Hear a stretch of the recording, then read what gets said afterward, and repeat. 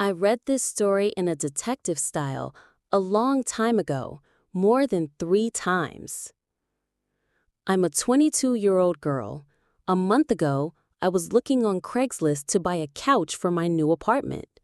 I found something that I thought seemed like a good deal. From the pictures, the couch appeared to be in great shape. The seller wanted to be contacted by email, and his email was mexicanpoppy666@hotmail.com. I felt that email was a bit off-putting, but I still went ahead and emailed the man my offer. He responded within 5 minutes, accepting the offer and asking for my address. Honestly, I felt uncomfortable with his request. I did not want a stranger coming to my house. I suggested that I just come to his house to pick it up, but he continually insisted on coming to my house. Eventually, I stopped responding, and a day later, he emailed me again, giving me his address.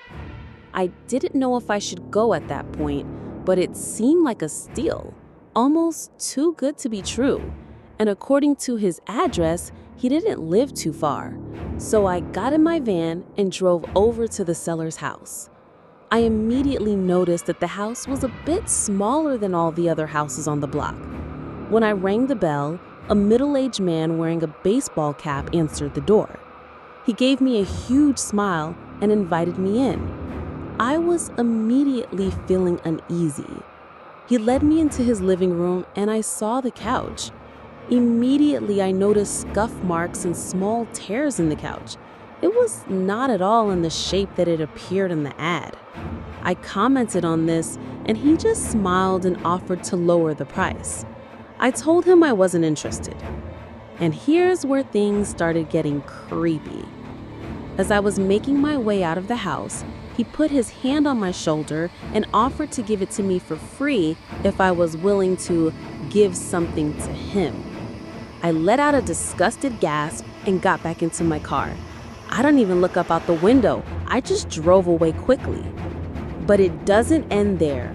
That same night, I was laying in bed watching TV when I thought I heard somebody stomping up the steps to my porch. I muted the TV and clearly heard the sound of someone fiddling with my front doorknob.